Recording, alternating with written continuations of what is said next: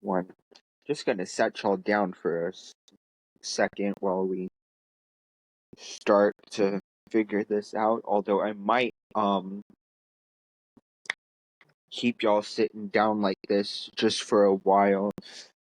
Just because it's really weird because, like I'll be like if I touch it, I can feel it vibrating and it vibrates constantly when I'm recording. So welcome to I think this is episode 5 of PPT. Um and in today's episode, we are going to be talking about the fourth movie as well as answering some Q&A questions. That has absolutely nothing to do with PBT or The Land Before Time at all, but I'm trying to record a podcast and I'm waiting for this shit to load. So on my because you know how it is. You know how it is. Also, welcome to the first video edition of PBT.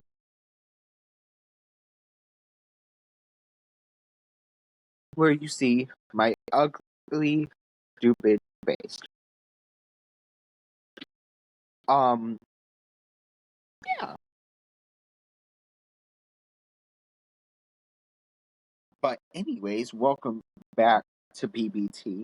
I'm your host, Caleb Lane, and in today's video, like I said, we are going to be discussing the fourth movie, doing a little Q&A and shit like that. Now, usually I would do the Q&A as the second thing, like before the fan fiction, but you gotta do what you gotta do to kill time while you're waiting for your old phone to decide to load. But anyways, let's just get into the Q&A. Have you ever been scuba diving? No, and will I ever? Absolutely not. I will not. Not, no. If you have to be handcuffed to someone for 24 hours, who would it be? Must. I feel like there's several people. I don't know. Who wants to be handcuffed to me. I don't know.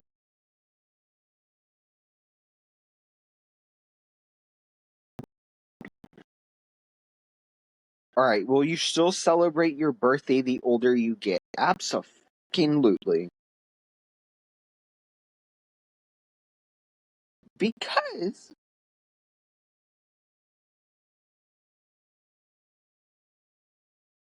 it's my day, bitch. It's my day. It's my day.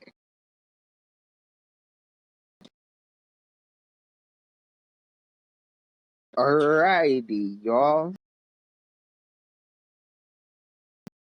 Are you an introvert or an extrovert? I'm definitely like a severe introvert. It's so insane to me. Like I don't, you don't know. How close are you to your family? What family? Who or what has been your best teacher? So, I've had a lot of good ones, but I think my favorite teacher ever in my entire life was my grade 11 English teacher. Um, she was so amazing. Amazing teacher. Like, and she was like a really, really nice lady, and we would like joke around a lot, and it would be like, it would be like, Miss Teacher, um,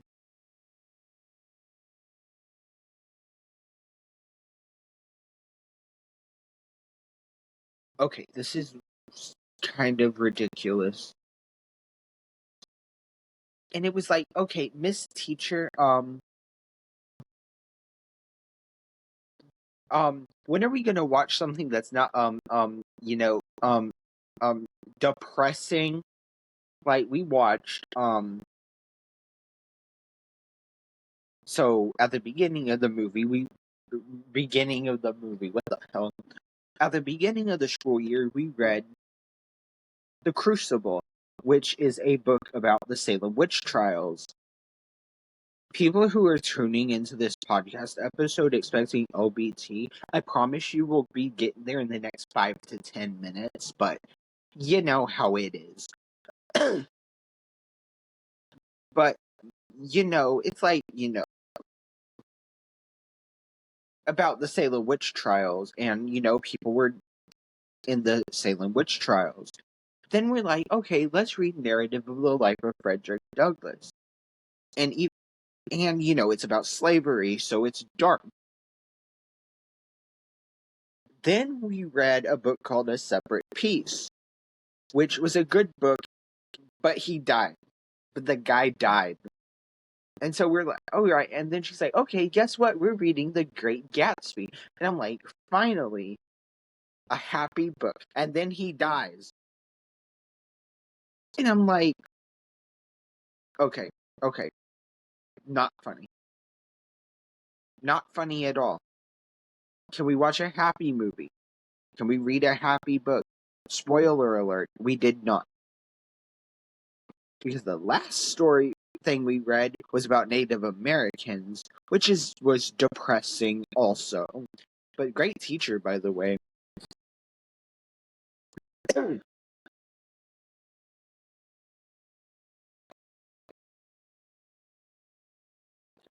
What word do you have the hardest time spelling? So there's sever. Blah. I'm sorry, it's midnight. I'm sorry. There are several.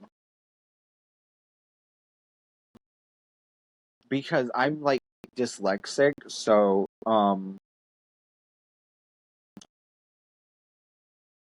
sometimes it's just basic words, like, especially when there's like, so is it spelled with an AE or an EA, that kind of thing, or like I don't, I have no idea. What is your idea of relaxing? A lot of stuff. Just a lot of stuff.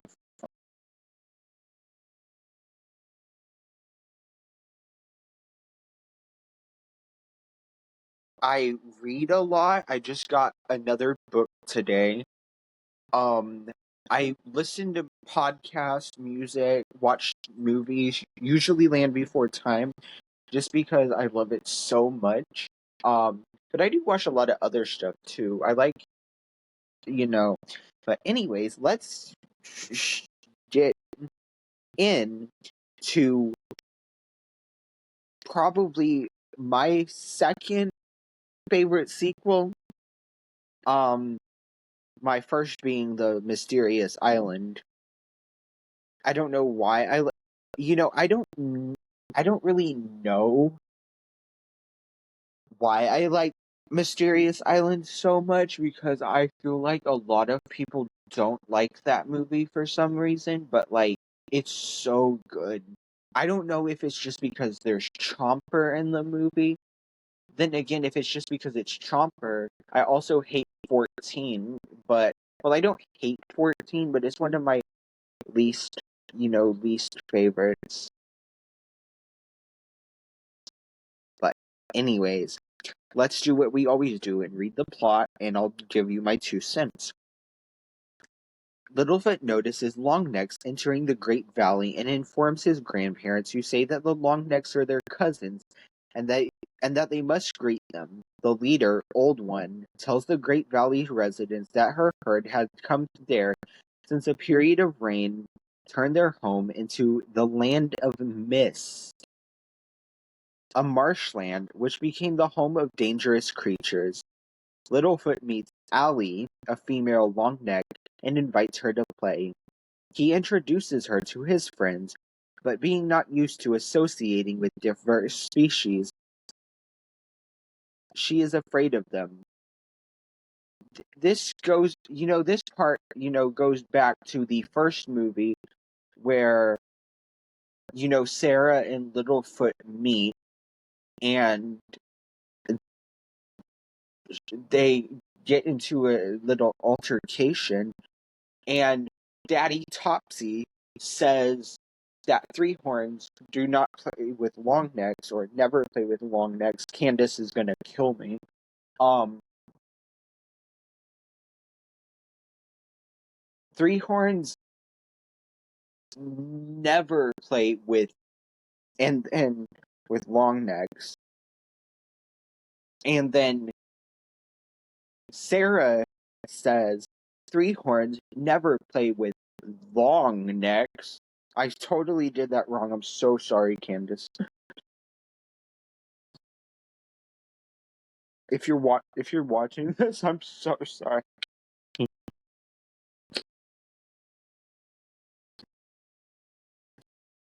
But anyways, that comes back to it, because and then Littlefoot asked his mother about, the why not, and she was, and Littlefoot's mom was talking about, how every species usually just stuck to their own kind, and and that was just the way it was. And now the dinosaurs in the Great Valley would be like, used to like mixing, but like somebody from outside the Great Valley would probably still be, using that kind of like knowledge. Meanwhile, Littlefoot's grandpa falls ill. According to the Old One, the illness is lethal to any dinosaur and can only be cured by eating the petals of the golden night flower, which only grows in the land of mist. When Littlefoot's grandma asked who should take her to the night flower, the Longnecks refused to take her there due to the risk. Knowing that his grandpa could die, Littlefoot is determined to save him and asks Allie to take him there. She agrees on the condition that Sarah, Ducky, Petrie, and Spike do not come along, claiming that they will only slow them down. As the pair pass through a cave, an earth shake causes stalagmites and stalactites to crash down. Don't ask me the difference between those. I know it's like up down shit, and like I don't know. But other than that, I don't know the difference. Allie returns to the valley and convinces Littlefoot's friends to help her free him. Meanwhile, Littlefoot tries to find a way out of the cave out and meets Archie, who helps him dig through the rocks. Littlefoot and Archie are eventually interrupted by a mostly blind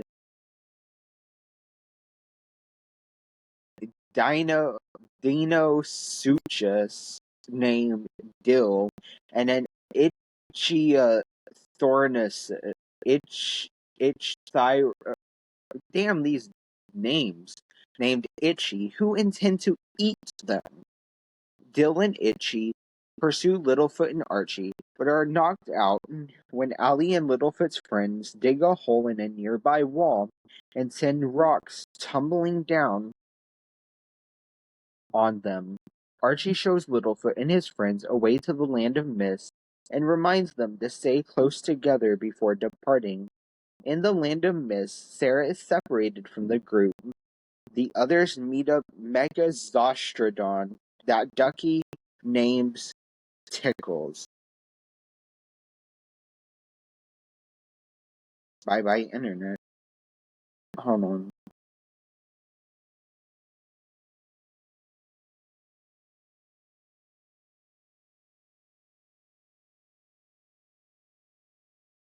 I'm pretty sure Tickles is the mouse, right? I think it's the mouse, but my phone kicked off the Wi-Fi again, so I guess we can continue reading until it decides if it wants to come back on. Tickles helps them find Sarah. However, Sarah falls into a river and is pursued by Dylan Itchy. Allie saves Sarah and distracts the villains, after which Sarah softens her earlier stance against Allie. Later, Ali explains her prejudicial behavior, having never interacted with species outside of her own, but remarks that her attitude towards Littlefoot's friends have now changed. The seven stop for the night and realize they are in a field of night flowers.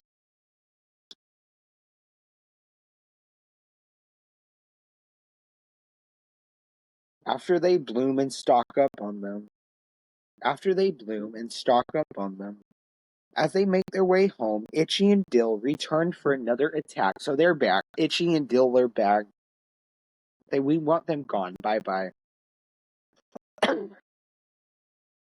During a chase, Petrie is grabbed by Itchy, but rescued by Tickles, who tricks Itchy into biting Dill's tail rather than Petrie, giving him time to rejoin his friends.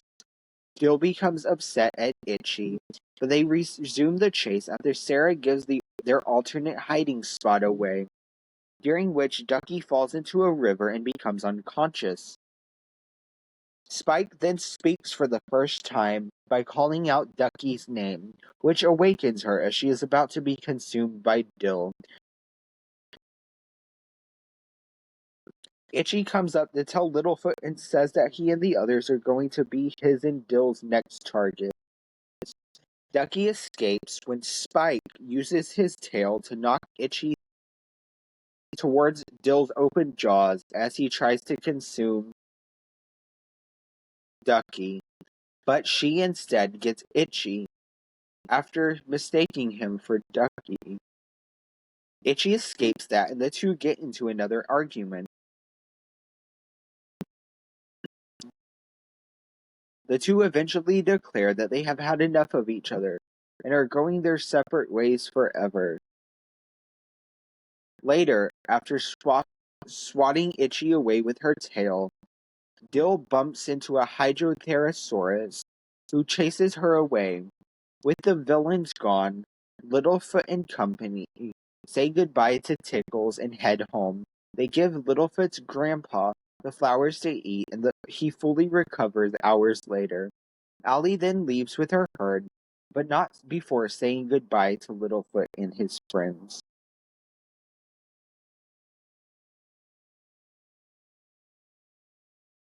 And there is something, just like I was saying before, there was something, like I was mentioning before, there is something just,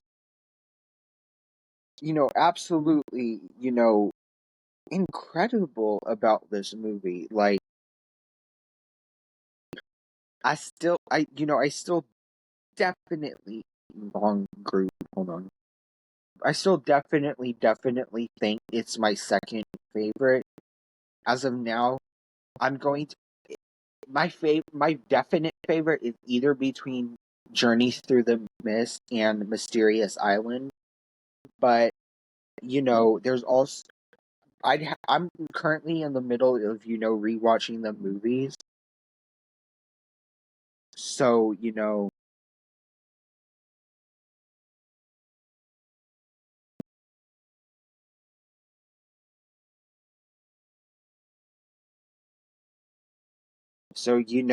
we'll see how it goes. But,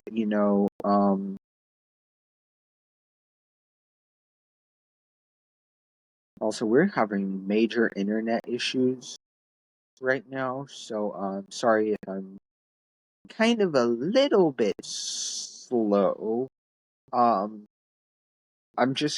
gonna talk a minute.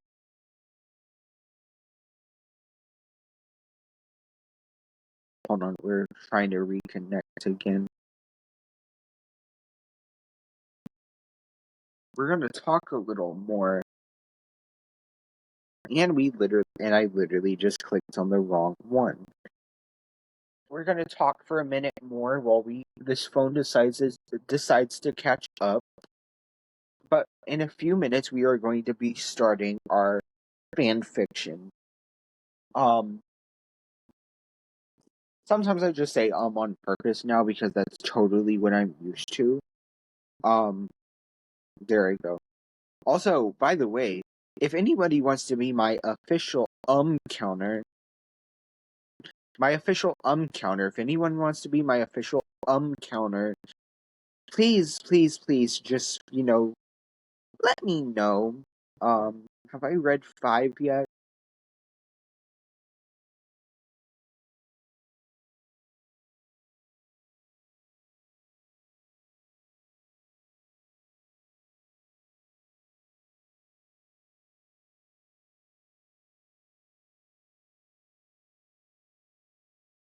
Hold on, I'm trying to remember where I was.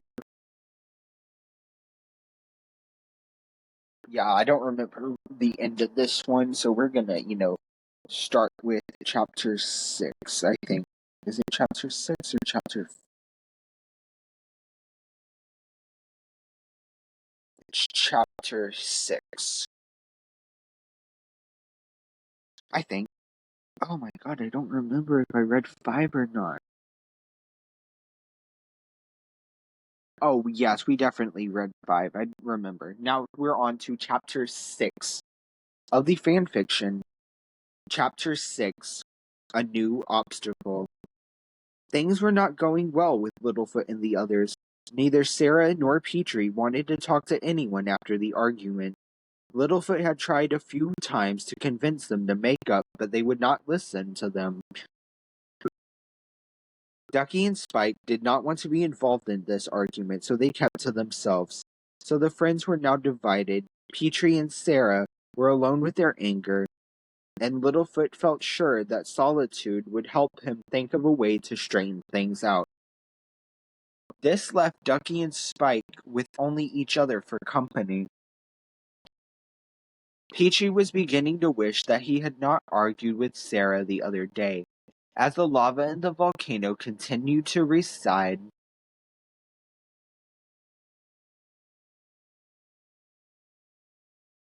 Toronto was spending less time with him.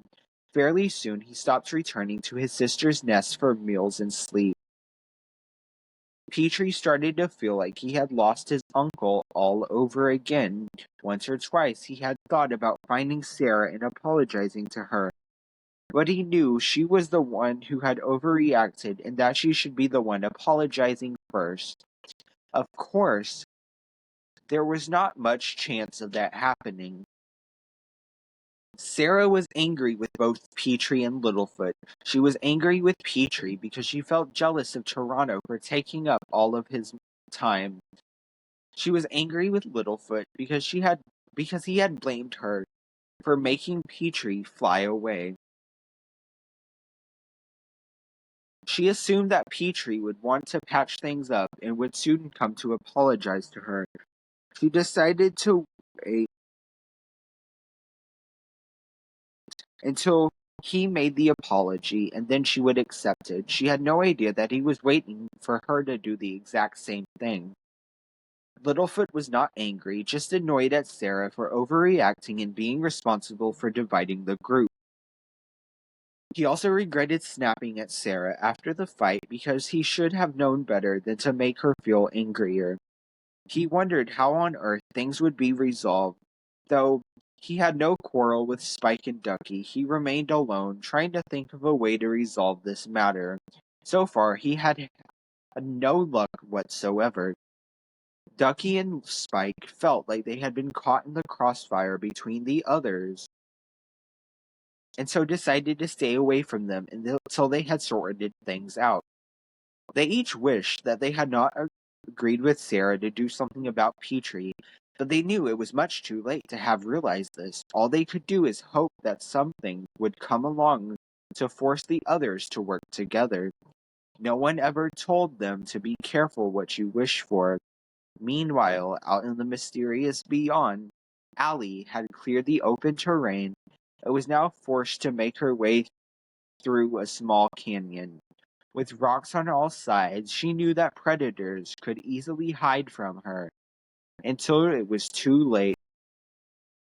Nevertheless, she walked on faithfully, determined to reach the great valley. Suddenly, the quiet air was shattered by a sharp-toothed roar, echoing through the rocks. Immediately, Allie ducked behind a large boulder. I knew this would happen. I knew it, she thought to herself. She glanced around the corner and saw a fairly large sharp tooth roaring in the triumph of a successful hunting trip. As it crouched over its prey, Allie averted her eyes, not wanting to see what came next. Moving back slightly, she brushed up against a sharp stone. It was sharp enough to draw the slightest amount of blood from her leg. She gasped silently at the sudden pain. The sharp tooth rose from its meal. It could smell the fresh blood in the air. It could. Allie's eyes widened as she realized that the terrifying beast was heading toward her. Now, what do I do? She thought. She edged backwards, making sure not to cut herself on the stone again. Suddenly, the sharp tooth lunged toward the rock, crunching it to dust, and snapped its jaws at Allie. Terrified, Allie ran round it and started to run. As she hurtled past the sharp-toothed meal, she realized that it was not chasing her. When she got to a safe distance, she turned to see it returning to the beast it had killed before.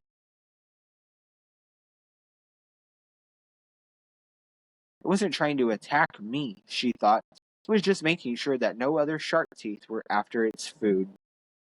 Sighing in relief, the young Longneck turned her attention to reaching the Great Valley once more. Back in the Great Valley, Toronto once again made his way down into the volcano to see if the lava had dropped far enough for him to be able to walk through. To his joy, he found that it had. I don't believe it, he thought. Now at long last, I, Toronto, shall claim what is mine and rise to power. He hurried back to Rax and Ark. What got you so excited? Rax asked him. The fire water has completely receded, he said. We can now go through. What are we waiting for? Ark said. Let's go before the fire water rises again. So the three flyers hurriedly made their way through the tunnels until they reached the entrance to the new cave. And now, it is time to go forward to our destiny, Toronto said, as he walked forward. The earth started to tremble. I don't believe it, cried Ark. It's an earth shake. The three of them ran back quickly and turned to watch rocks crumble from the cave ceiling to block the pathway. Again, they were cut off from their goal. Serves them right. They could start to shift rocks, but the lava would return before they were done. Littlefoot and his friends would never know it. But that earth shake had bought them some valuable time. That evening, Littlefoot was walking out by himself. He had been at home when the earth shake had hit, and no casualties to his family had been suffered. He also checked up on each of his friends, despite their recent differences of opinions, and was relieved to find that they too had been just as lucky. As he walked near the Great Wall, he heard someone making their way through one of the small tunnels.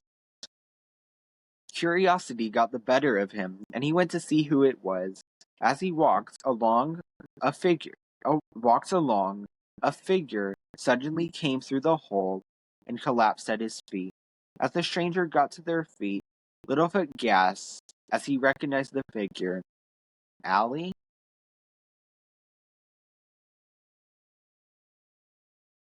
Chapter 7, Lost Unity. As the stranger got to their feet, Littlefoot gasped as he recognized the figure. Allie? Littlefoot could only stare, thunderstruck by the discovery of his friend. And just get a second, y'all. Hold on. Where am I? Is that really you? He asked, almost at a loss for words.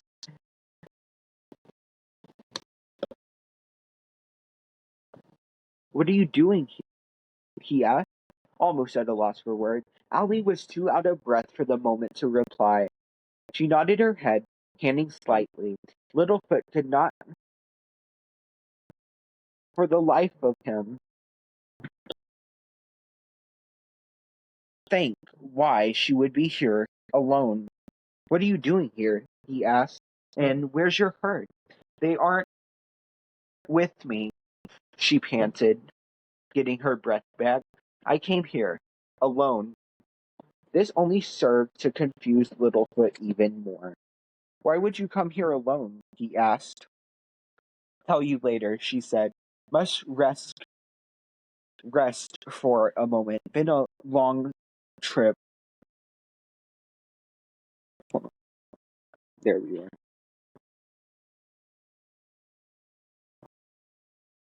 With that, she collapsed to the ground and fell asleep immediately. 1,000 questions filled Littlefoot's mind. He could not begin to think why she would come alone. He also wondered why she was there in the first place. More to the point, he wondered what to do now. Tell his grandparents? Tell his friends? He knew before he did anything, he would have to wait until she woke up. He also concluded that she was likely to be hungry when she awoke.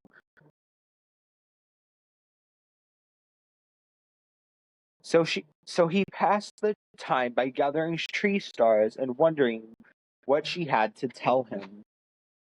Toronto, Ark, and Rex had finally made their way out of the cave.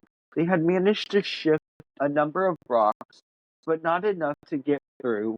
Already the lava was starting to rise again. Toronto knew it would be some time before they could get back to work. I can't believe it, he shouted, fuming. Again, I have been denied my destiny. It seems even nature itself wishes to control me. Arkin Rax kept quiet as he ranted on and on in the end. Rax finally spoke up. Look, I don't know look, I know things aren't going our way just now, but they will get better. The fire farter. Fire farter. Seriously. I literally just said fire farter. Also, I have this weird bump right here. I know it looks really weird. I don't know why it does that. But anyways, the fire water will recede in time. We just have to be patient, he said. We also have to make sure we can get rid of enough rocks to be able to get through within the amount of time we will have, Ark added. Toronto simmered down slightly. So be it, he said, but I will get what belongs to me soon enough. And then all who have ever wronged me shall pay. After an age, Allie finally awoke, refreshed.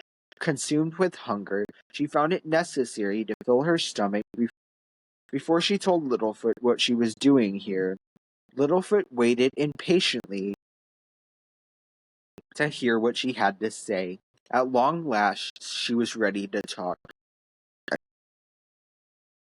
Now, what's going on? He asked.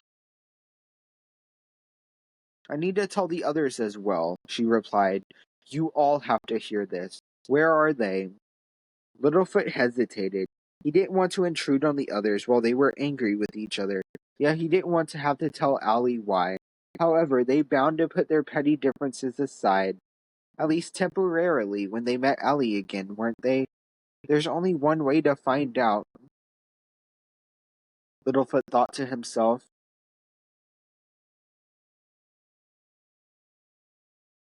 The two Longnecks made their way to Ducky and Spike's nest first. Littlefoot was sure that they would agree to see him without question.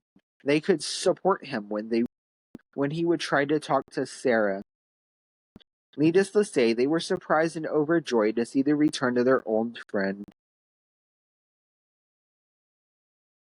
After explaining to them that Sarah and Petrie would need to be sought out as well, they agreed to help. With deep misgivings, before long they arrived at Petrie's cave. Right, we're gonna pause there for a minute while we make a cup of coffee together, even though it's midnight. As I still have at least 30 more minutes to go, and I'm tired as hell. It's almost 1 in the morning. Don't ask me why Come on, bitch. Now, don't ask me why, I decided to record a podcast episode at, midnight, but, that's me. That's me.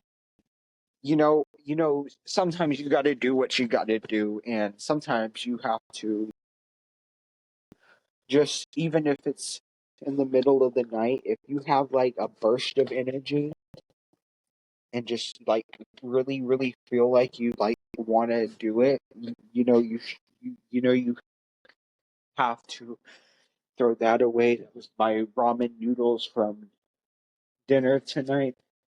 And by dinner, I mean a snack at 10 o'clock. Um, Gotta get a cup, and they're sticking together again.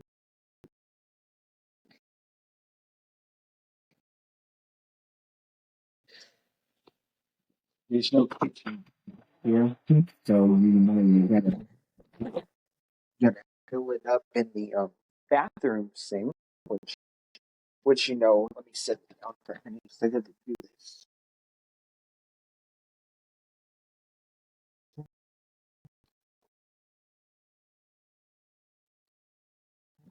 All right, let's continue. I guess we might as well continue while we are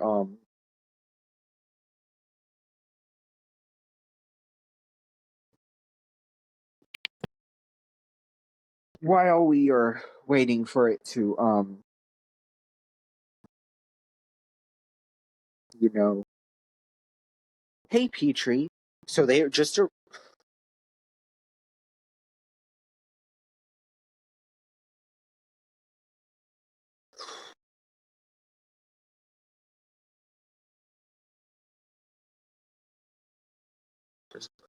door right there. Hey Petrie, he called. Come down. We need to talk to you. Petrie assumed that the others had forced Sarah to come and apologize. So he flew out of the cave and was pleasantly surprised to see the absence of Sarah and the presence of Allie. His happiness soon faded when Littlefoot told him they were going to see Sarah, but he understood that whatever it was that Allie had to tell them was important, so he decided to put his fight with Sarah on hold and come with them. While Allie swapped some stories with Ducky as they traveled to Sarah's nest, Littlefoot took the time to have a few words with Petrie. Look, Petrie, I know that you and Sarah are mad at each other, but you aren't going to sort this out by staying away from her, he said. Petrie jumped off Littlefoot's head and flew down to his face. Me will forgive Sarah. When Sarah apologizes to Petrie, he said. Littlefoot sighed. Surely you have known Sarah long enough to realize she doesn't apologize to anyone. It's just not in her character. Petrie flew back to Littlefoot's head and remained silent. When they arrived at Sarah's nest, they had trouble convincing her to come out until she realized Allie was with them. With everyone together for the first time in weeks, they walked up to the keeper's ledge. During the walk, Sarah and Petrie refused to talk to each other. They barely even looked at one another. At last, they reached the ledge and settled down to hear what Allie had to say.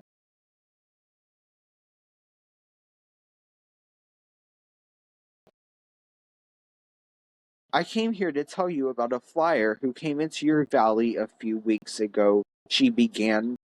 His name is Toronto. The others were confused by this. We know, said Littlefoot. He's Petrie's uncle. Ali was surprised to learn this, and now realized that it would be very difficult to badmouth Petrie's uncle in front of him.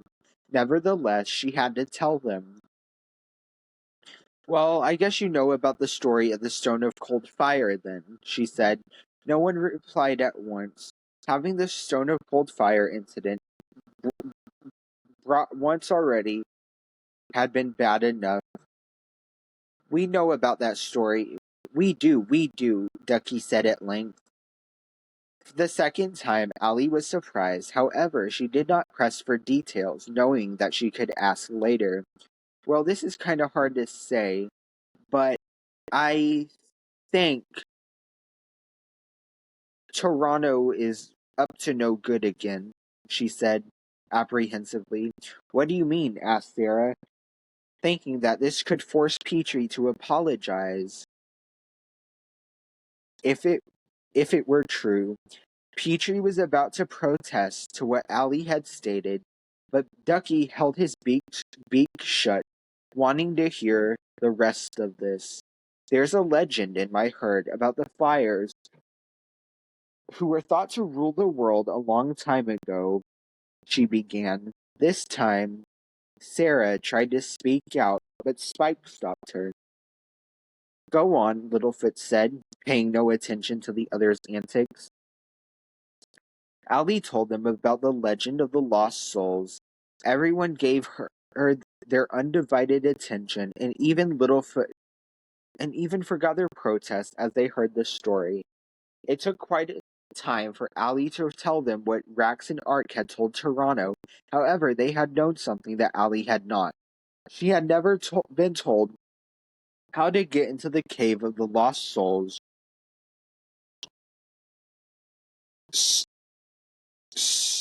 And so she was unable to tell the others. Soon enough, she came to the end of her story. Alright.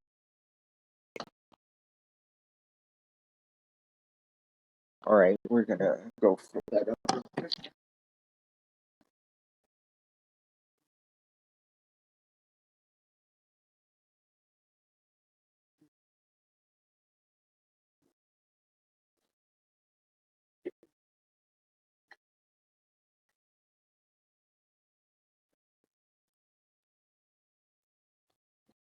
I forgot this Kramer wasn't open yet, so instead of making y'all wait, we're just gonna, open it right as I'm doing this. And it says, so it seems that Toronto came back to the valley to spill coffee creamer all over myself. I'm kidding, that's not what it says.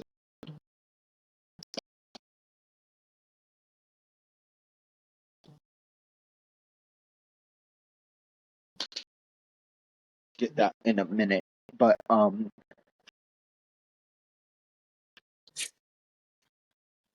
tripping over myself again. But it says, so it seems that Toronto came back to the valley to try to claim the power which the lost souls promise. The others were doubtful of her tale. Sarah was all for believing that Toronto was bad, but she was skeptical about the legend itself. Ducky and Spike believed the legend was real, wholeheartedly, but refused to believe that Toronto was trying to get to the power. Petrie didn't believe any of it. He thought the legend was just a story, and Toronto was as good as he said. Littlefoot was in two minds about both.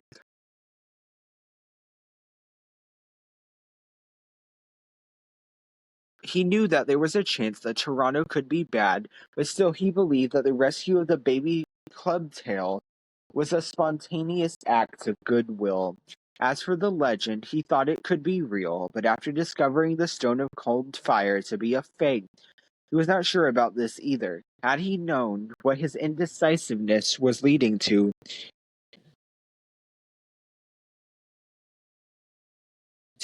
he would have made up his mind quicker. Ali waited for their reactions. Petrie's went as well as could be expected. Hold on. I just spilled. Just 1 second. I just spilled coffee creamer over myself, and now my hands are starting to get sick. So,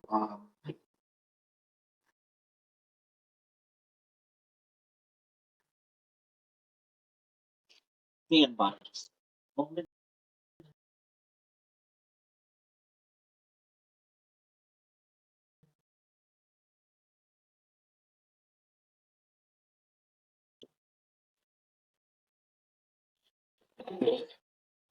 Don't y'all hate sticky hands? Like, when your hands get like really, really fucking sticky, and it's like so freaking nasty. Alright. One more thing. Let me get a spoon to stir something. Stir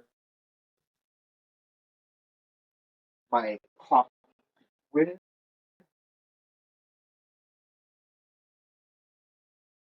Where did I put my lid? Oh, my lid is over here.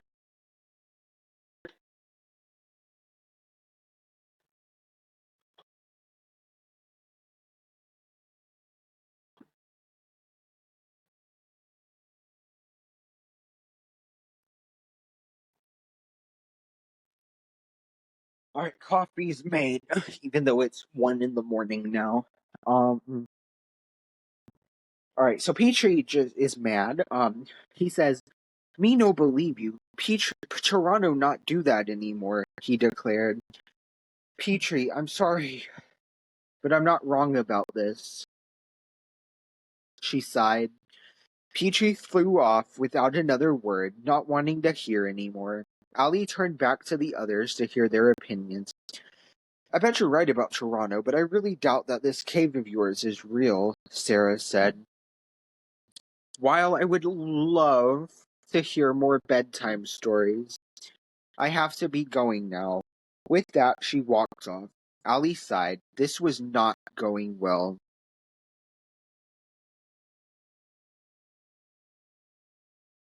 Ducky approached her nervously. "Me and Spike believe you about the cave. We do. But Toronto is nice now. He is. They would have stayed, but Ducky's mother called them home." "Well, this hasn't gone too well," Ali said to Littlefoot. "What do you think?" "I'm not sure," he replied. "On one hand, it does sound like the sort of thing Toronto would do. However, the Stone of Cold Fire turned out to be fake, and so could this too. And Toronto did save that kid." Ali sighed. "Then I may as well have not bothered coming," she said, standing there by himself. The six friends had been divided. So we just got into this,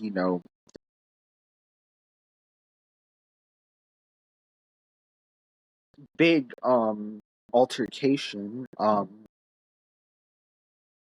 And that's actually where we are going to end the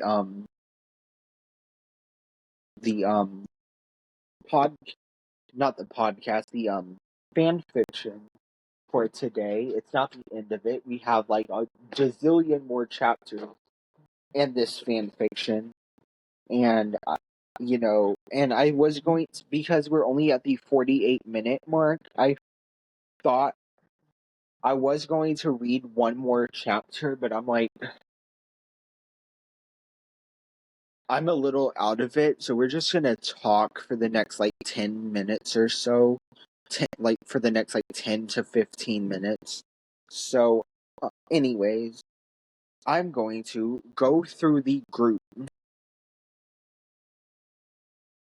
But before I do, I am going to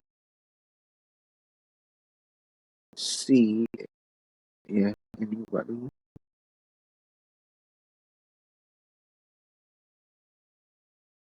is, messaging me.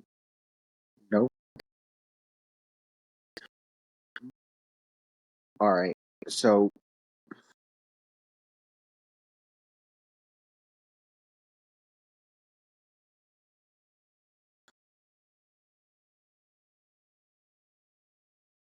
I've had this Facebook for so long, and I still click on the wrong, group all the time. Because, we have two groups, so sometimes I'll click on and I'm always going on the main group to like approve post and shit, and like post and shit. And sometimes I'll accidentally click on the second group because I'll be like not paying attention, and I'll just be like halfway paying attention, and I'll just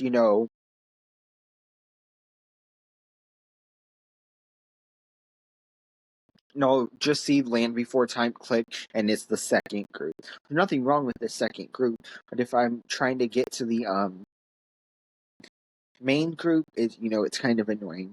And I thought I did that just a minute ago, but apparently I did not. So we're gonna look through the group. Well, I have the group right here. You can't really see.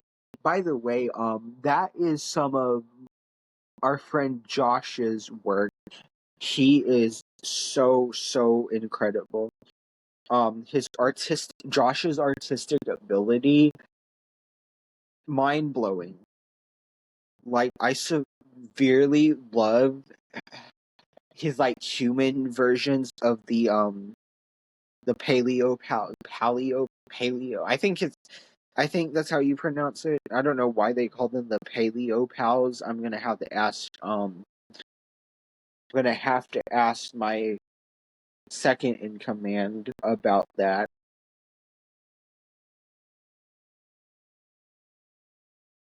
But Josh makes amazing, he makes amazing human versions of the characters. He also makes amazing original characters. Like, my personal favorite is probably, and I also love it when he gives the characters like family members, like children and stuff. My personal favorite is the character he made that is Ducky's daughter named Judith, which I love so much because if you've been around for a while, not necessarily on the podcast, but in the group, you know how much I care about Judith Barsley. So that's nice just to, just to have that, just that little thing means like so much to not only me, but like I feel like a lot of people as well. So by the time this episode comes out, there's going to have been a couple of this post would have had been posted at least 2 weeks ago, maybe 3 weeks ago by that point. And it's about what happens to Sarah's mother. And I'm going to read you the comment that my friend Candace left. She played Sarah in the Land Before Time, and I just want to read it. Sorry if you don't want me to. But yeah, because a lot of people really want to know like what happened to Sarah's mom and her siblings in the Land Before Time, and this is the explanation that Candy gave. She says, it comes full circle. You never understand loss until you lose your own. That's why she was so reluctant to show her vulnerability and temperamental. She knew in her heart her own mother was never coming back again. Many mothers were lost. She tried the tough love approach with Littlefoot because she didn't know any other way. She only pretended to. In her heart, she knew how truly alone she actually was. It was never explained.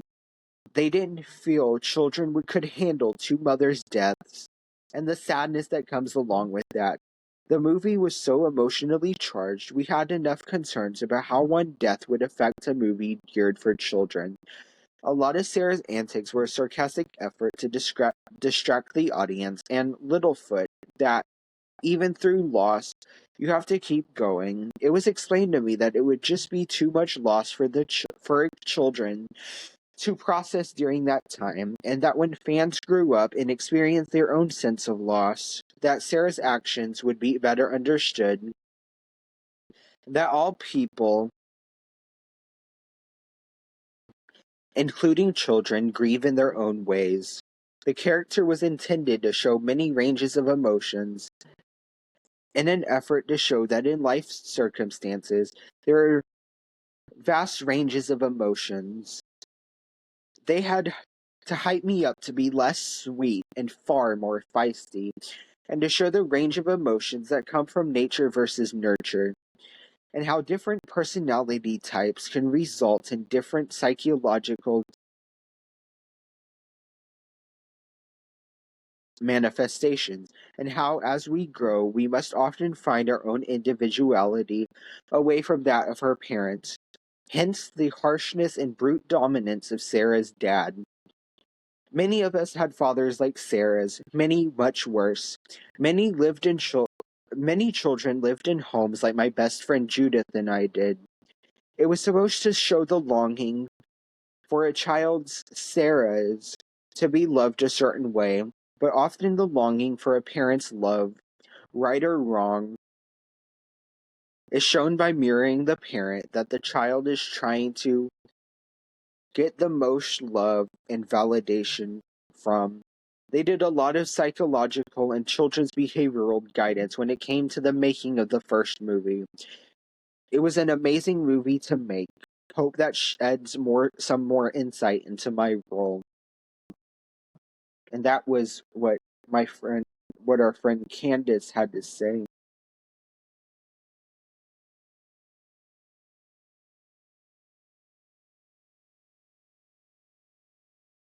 about that.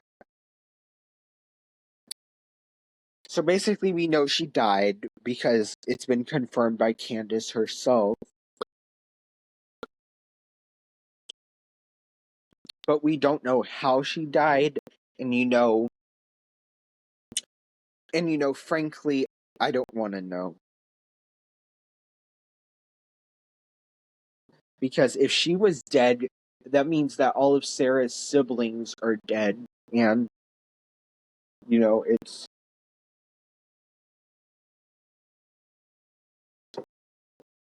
and that's definitely hard to think about.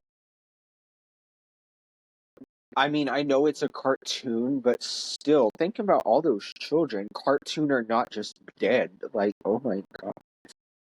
Like, that's terrible.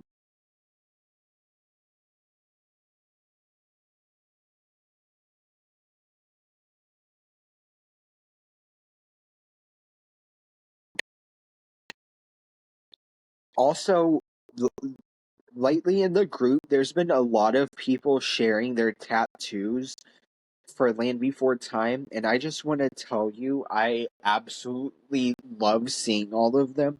And I know a lot of groups are like, no tattoos, but I'm like, show me your tattoos, bitch. Also, some another guy, um, submitted a dark joke to the group, so we're gonna read that. I thought this was a subtle dark joke. Aren't you nice? You know, I had a friend who was nice like that. She put her head in the mouth of a shark tooth just to help a friend. Of course, she's not here anymore because, well, she put her head in the mouth of a shark tooth. Ha ha. And I commented right after I proved it. I'm sorry, admins. I had to. Skull face. And I had three laugh reactions to that, including my second in command. I'm also really loving you guys um submitting like your art that you're working on, like your projects that you're working on. Like, they're so cool. Like, even if it's just, like, even if it's a painting, a drawing, or like something like a crochet or a knitting, like a blanket or something. Everything is so cool. Um, I'm really bad at showing people things, but that right there is currently what a member is working on, and I love it so much. It's so cool. And this is something my other admin turning mixing Spirit with Littlefoot. And funny story, some guy shared that and he said something that was posted by an artist, Courtney Gilstrap. Now, Courtney Gilstrap is my 2IC.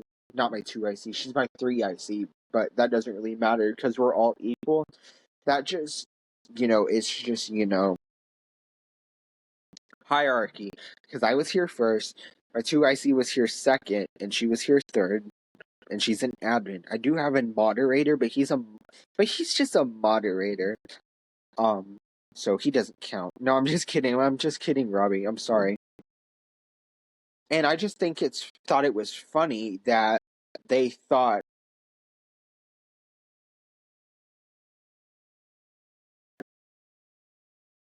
that she wasn't in the. Not only did they not think she was in this group,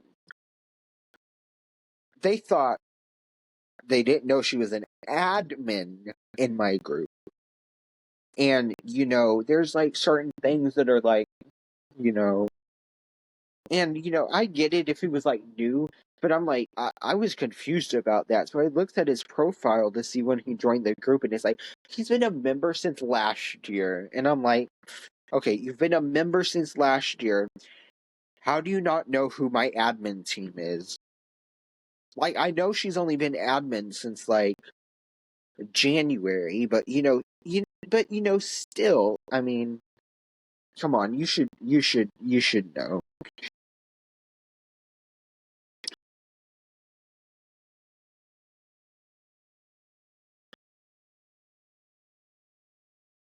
All right, y'all. Hold on, let me vote in this. We're getting rid of Journey of the Brave. I love it when my 2IC shares the art because they're all so nice. So we have another member whose name I'm not even going to try to pronounce, but he's doing a little, and I'm pretty sure it'll be done. It should definitely be done by the time we y'all see this episode. But when he basically what he's doing is he's trying to figure out what everybody's favorite sequel is, and he's listing out, and we'll be voting for which one we think should be eliminated, and then they'll eliminate. And the first round two was he eliminate after round one into round two. He eliminated the Great Valley Adventure, Journey Through the Mist, and the Wisdom of Friends. And I commented, "You bitch! Journey Through the Mist is amazing." And he was like, "It wasn't me. It wasn't me," with the sorry crying face kind of thing. And a couple people commented saying that they agreed with me.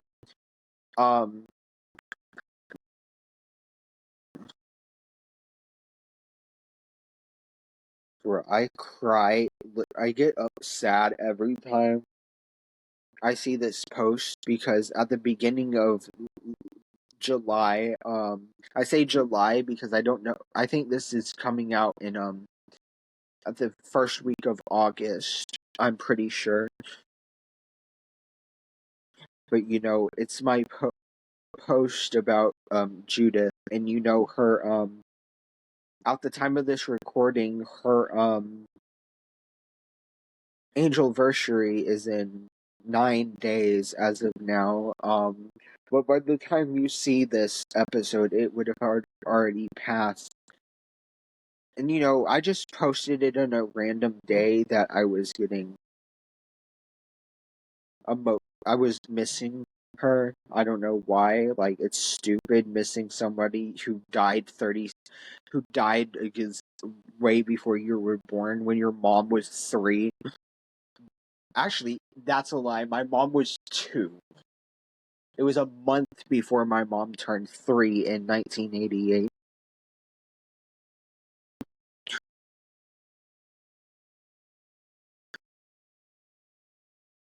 a month before my mom turned 3, which makes me which makes it weird because it, like, I don't know. My mom was born in 85, by the way. I know she's old. She's 39.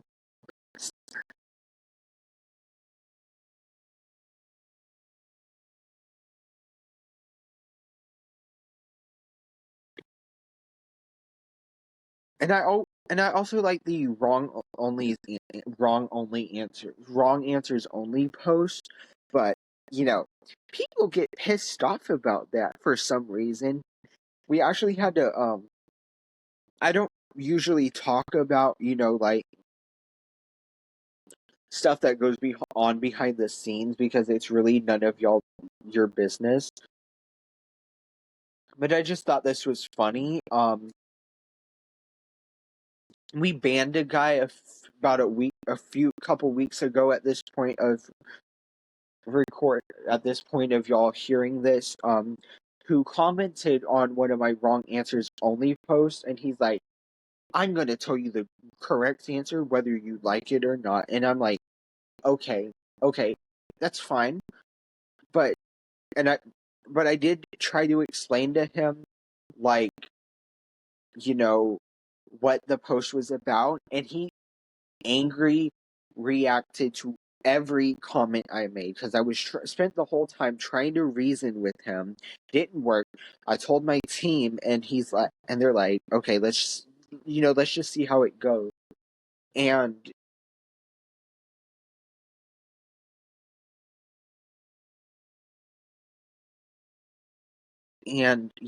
let's just see about that. Well, we tried to reason with him, still angry reacting to everything. So we're finally like, all right, he's got to go. Bye. All because we made a wrong answers only post, and he got a little pissed off. But guess what? I don't give two shits because it's my group, and nobody else has a problem with it, just him. And even if he was having a problem with it, that's not why we banned him. We banned him for being rude as hell, and we do not tolerate that in our group. So there's that. I just think it's,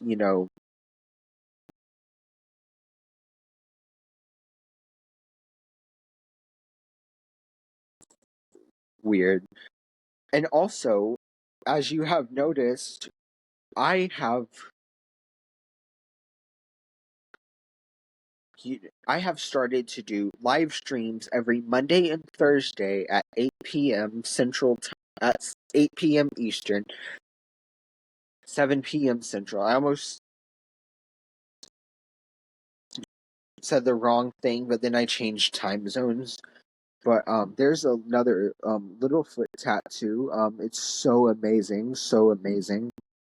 Also, by the way, I love how I'm showing you all these things. I'm sorry to my audio only listeners. Basically, it's a little, in the first movie, Littlefoot, the tree star falling on top of him, and you know what I mean. All right, one time, my 2IC posted, "Why is Littlefoot smiling at this tree star? Wrong answers only." And the first thing I could think of was it was talking to him in David Attenborough's voice. Attenborough's voice. I don't know how you say it. I'm not British. My best friend Ellie is British, but Okay, now, and he responded, "Okay, now I want to see a version of the LBT series that retains the animation, but is narrated by Attenborough, just like a nature documentary, lol." And I responded, "Over here, we see a pack of swimmers." Like, I thought that was so funny. No, I'm just kidding. I'm not funny at all. And also, for those of you who don't know, and if you don't know, where the hell have you been? There is going our friend Joey Lever. I don't know. Please, Joey, please don't kill me. I think it's pronounced Lever or Lever. I'm not sure. He's making a short film reimagining type thing of the first movie. It's called, I'm pretty sure it's called Littlefoot. Um and and there's been like so much hostility, about that, which is kind of a little stupid, but you know, people don't want their childhood to be changed, and I don't like change as much as the next person, but some of these people, but it's like changes in my everyday life, not a not a fan made remake of a movie that came out 37 years ago.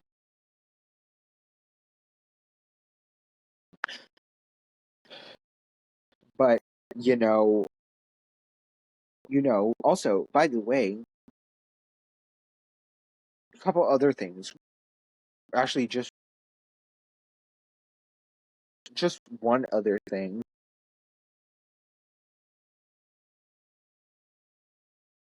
Our good friend Candace, who played Sarah, has an announcement coming, which hopefully we'll hear from her before this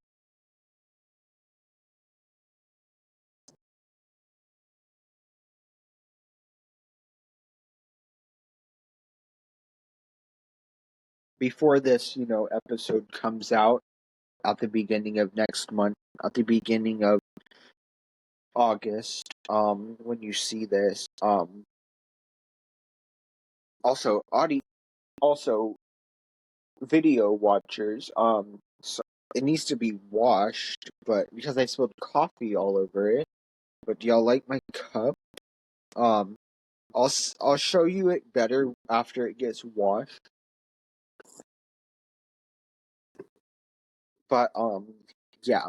But anyways, guys, that is going to end today's episode of PBT. Let me know what you think about me being on camera and stuff, and comment below if you're a YouTube video watcher, and let me know if you like my audio only content, which will remain on Spotify, or if you like my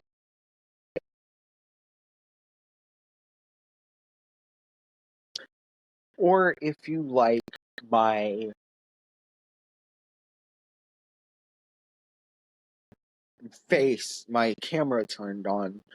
But anyways, guys, hope you enjoyed today's podcast episode, and I will see you people in the next one.